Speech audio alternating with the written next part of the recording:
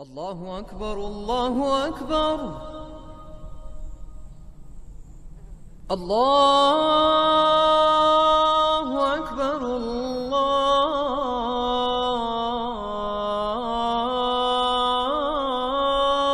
أكبر.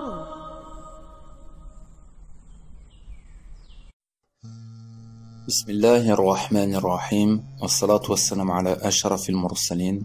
Louange à Allah, nous le glorifions, nous lui demandons son aide et implorons son pardon. Nous croyons en lui et en lui nous plaçons notre confiance. Nous cherchons protection auprès de lui contre tout mal venant de nous-mêmes et contre les méfaits de nos mauvaises actions. Celui qu'Allah guide, personne ne peut l'égarer, et celui qu'Allah égare, personne ne peut le guider. Les mérites et bienfaits du vendredi.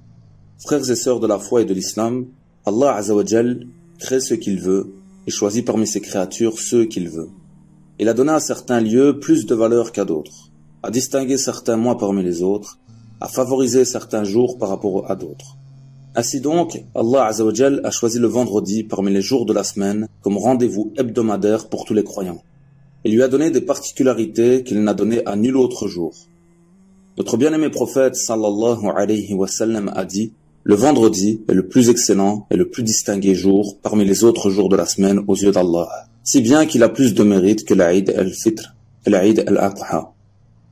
Allah fait du jour de vendredi le maître des jours.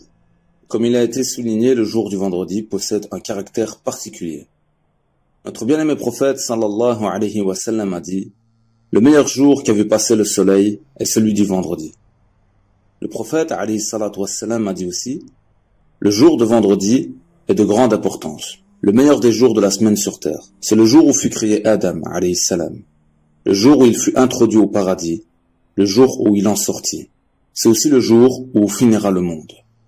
Il est souhaitable de multiplier les invocations en ce jour béni, car notre bien-aimé prophète, alayhi salatu wassalam, a dit: il y a un moment dans la journée du vendredi où Allah exauce tous les souhaits. Il y a des divergences quant au moment exact où se trouve cette heure-là. Mais c'est un moment qui se trouve dans le jour du vendredi. Donc il vaut mieux faire de ce jour-là un moment de rapprochement et d'invocation. Il est bon de lire la sourate La Caverne pendant la veille ou le jour du vendredi.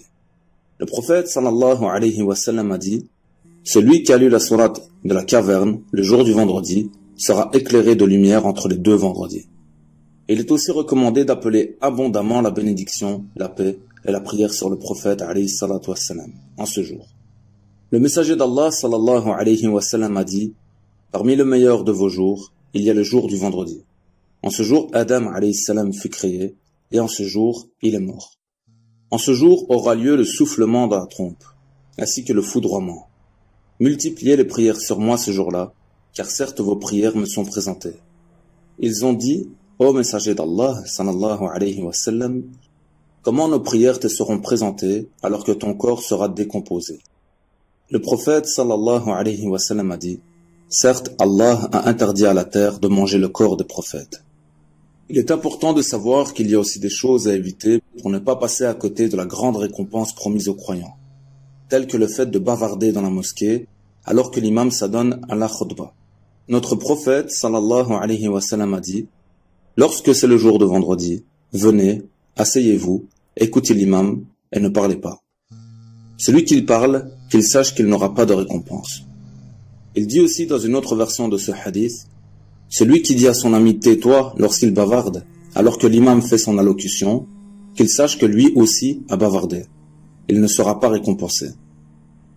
Le prophète sallallahu alayhi wa sallam a dit: tout homme qui, le vendredi, procède aux grandes ablutions, rosses, se nettoie dans toute la mesure du possible, arrange ses cheveux, se parfume, puis se dirige vers la mosquée. Et qui, en arrivant à la mosquée, ne sépare pas deux personnes assises côte à côte, ne passe pas au-dessus des épaules, prie ensuite ce qu'il peut, puis écoute attentivement le prêche de l'imam, et lui sera pardonné entre ce vendredi et le vendredi précédent. Le prophète alayhi salatu wassalam a vu une personne enjamber les rangs pour atteindre les rangs de devant, pendant qu'il faisait sa khutbah du vendredi. Le prophète sallallahu alayhi wa sallam l'a interpellé et lui a dit: assieds-toi, tu as tardé, et en plus tu as fait du mal aux musulmans. Sachez que toute négoce après l'appel de la prière est illicite. Allah Azzawajal dit: ô vous qui avez cru, quand on appelle à la salat du jour du vendredi, accourez à l'invocation d'Allah et laissez toute négoce. Cela est bien meilleur pour vous si vous saviez. Puis quand la salat est achevée, dispersez-vous sur terre et recherchez quelques effets de la grâce d'Allah. Et invoquez beaucoup Allah afin que vous réussissiez. Quand ils entrevoient quelques commerces ou quelques divertissements, ils s'y dispersent et te laissent debout. Dis, ce qui est auprès d'Allah est bien meilleur que le divertissement et le commerce, et Allah est le meilleur des pourvoyeurs.